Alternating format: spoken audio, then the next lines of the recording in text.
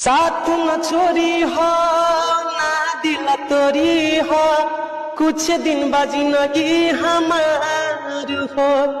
खुद चली जाई वो हमारे तना दूर, तहब के करी तो से प्यार हो। छोट न कर मन बढ़ल दिल के धड़कन, छोट न कर मन बढ़ल दिल के धड़कन।